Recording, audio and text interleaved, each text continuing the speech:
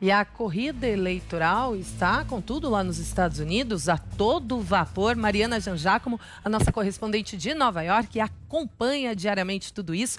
Mariana, essa semana tem muitos eventos de campanha, né? Atualiza pra gente. É isso aí, Kalina, uma semana cheia de viagens. Ontem o presidente Trump visitou a Carolina do Norte e ele pediu, Kalina, para que os apoiadores vigiem as urnas nos locais de votação. O Trump lembrou que o governador do estado é um governador democrata, disse que ele não gosta disso e reforçou então esse pedido para que os apoiadores fiquem em alerta quando forem votar, fiquem em alerta para possíveis tentativas de fraude por parte dos democratas.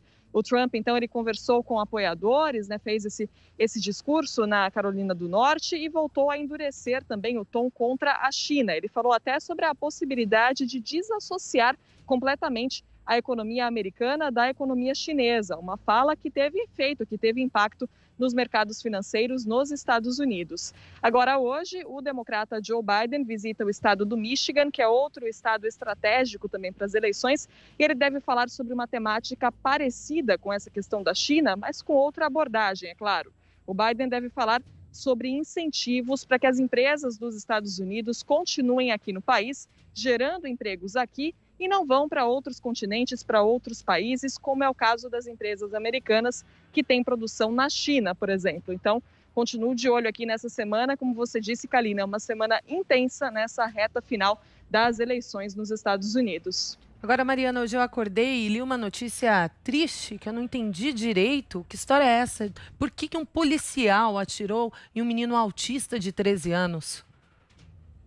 É um caso muito difícil, né, Karina? Realmente uma notícia muito triste. Essa história aconteceu na sexta-feira em Salt Lake City, em Utah.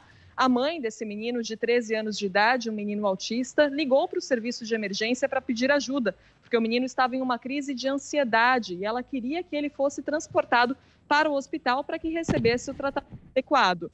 2 policiais atenderam a esse chamado, chegaram à casa dela. A mãe disse que explicou para eles na hora o que estava acontecendo, explicou as condições do menino, disse que ele estava em uma crise de ansiedade, que ele não estava armado, não representava nenhum tipo de perigo, mas ela falou que mesmo assim os policiais disseram para que esse menino ficasse no chão e atiraram contra ele, Kalina. Esse menino, ele se recupera no hospital em estado grave, ele tem ferimentos na bexiga, no ombro, nos intestinos e nos calcanhares. A mãe disse até que achou que esse menino tinha morrido no meio dessa abordagem policial. Os policiais disseram que, na verdade, esse menino, que eles receberam esse chamado de um menino que teria ameaçado pessoas com uma arma, que aí o menino teria tentado fugir e eles atiraram contra esse garoto de apenas 13 anos de idade. Isso, é claro, contradiz a versão da mãe do menino, que ainda perguntou por que eles tiveram que fazer isso, um menino de 13 anos de idade, não dava para imobilizar o menino para fazer alguma coisa sem ser atirar contra ele? E esse caso acontece, Karina, em um momento em que os Estados Unidos discutem, por causa de histórias como essa, quem deve atender, quais são os profissionais que devem atender a esse tipo de chamada. Um tipo de chamada que é, antes de qualquer outra coisa, ligado a uma questão de saúde mental. E aí o uso desnecessário de força pode levar a consequências muito graves. Então agora esse caso está sendo investigado, a gente espera notícias em breve. E, é claro, torce pela recuperação rápida, pela boa recuperação desse menino, né, Kalina? Pois é, porque se for mesmo essa primeira versão da mãe, não faz o mínimo sentido os policiais terem agido desse jeito. Tem que investigar direitinho, né? Porque, enfim, essa história é muito, muito estranha. Agora vamos mudar um pouquinho de assunto, vai, Mariana. Cidades do oeste aí dos Estados Unidos registraram neve mesmo no verão.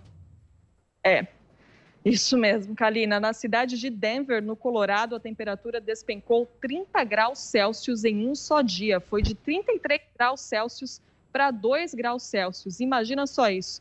Isso aconteceu também em outras cidades ali da região, em outros estados, em Utah, em Montana também. Teve neve, mesmo no verão. A gente ainda está no verão, que acaba no final do mês, mas isso não é comum. Os meteorologistas disseram que isso aconteceu por causa de uma corrente de ar frio vindo do Canadá.